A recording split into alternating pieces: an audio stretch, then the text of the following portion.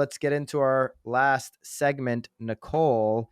Yep. Left, middle, right, the headlines and politics real estate entrepreneurs and agents need to know. All right, you ready? This is a Wall Street Journal article. Treasury yields rise to new multi-year highs. Stock futures slip. Yeah, in just the last 5 days, the 10-year has just gone through the roof. And so we'll put that up if you're watching on YouTube. We'll put that chart.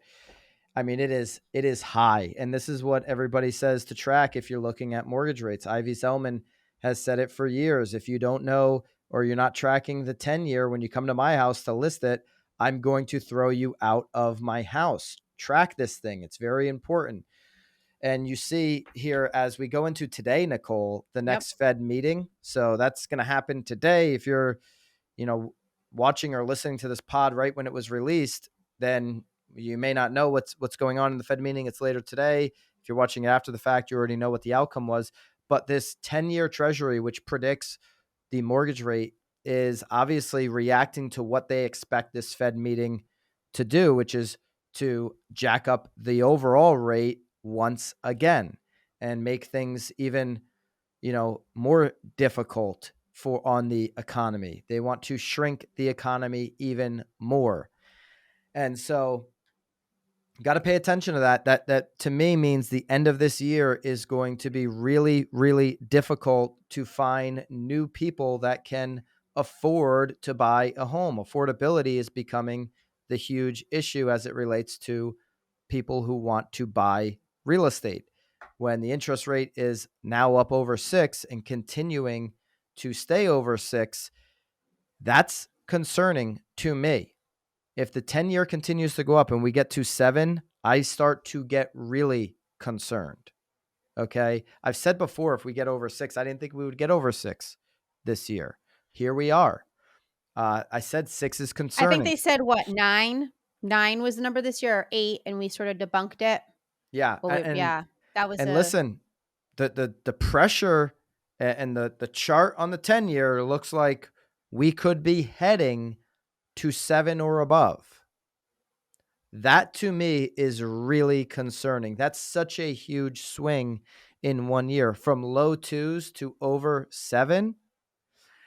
If we get back down to what they're projecting for 2023, 5%, I'm good with that. We'll have a really healthy.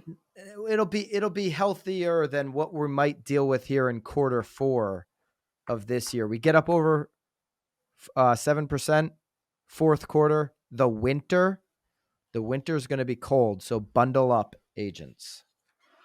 All right, the next one, Fox News. Inflation will pick midterm election winner in November. All right, let's assume this to be true, right? That's what everybody's going to be running on. I'm going to fix inflation. I've got the plan. I'm going to do it. Look at me go. And let's just all cross our fingers and hope that that's actually the case, that whoever gets in November fixes inflation. I think there's a lot of politicking going on with like how much they can impact inflation and maybe who or what is going to have, an impact on the Fed, depending on who gets in. Maybe one side pushes for more fixes faster to make it look like, hey, the election brought you all of you great citizens that we have, exactly what you wanted. We're bringing, inflation down. If inflation is going to come down and the problem is going to get closer to being solved in 2023, playing off of the last headline, I would say that this winter brings the largest opportunity, not the end of next year, 2023, as we go into 24, but this winter here, the largest opportunity for agents to find real estate deals for themselves. For any of you agents that are sitting on cash, that are working really hard to accumulate cash, or that have access to maybe some, good deals on cash, I'd be buying real estate this winter. Practice what you preach. So many of us, myself included, might have gotten caught up, and I got caught up on like literally no money that's going to affect my life, but caught up on like, okay, let's buy a little crypto here. Let's invest. Let's do all these different things. Listen, we're real estate professionals. Go all in on what your profession is and invest money right there. I think that this winter, as things get toxic politically, will create the biggest opportunity for those looking to buy some real estate, especially if you're holding it.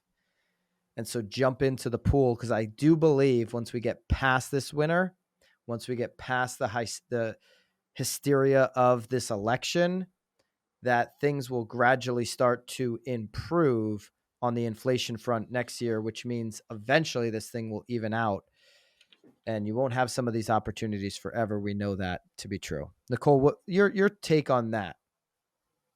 I think it sounds great. Yeah, you want to just buy deals and renovate them. That's why. That's all I want to do. Yeah.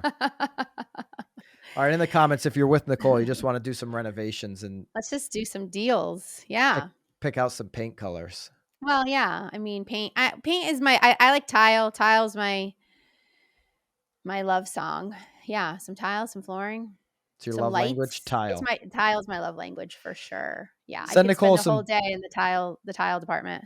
Send Nicole some DMs on the craziest tile you've seen in the last That'll be month. fun. Yeah, you'd love that. Fun. I would. Tag her on IG.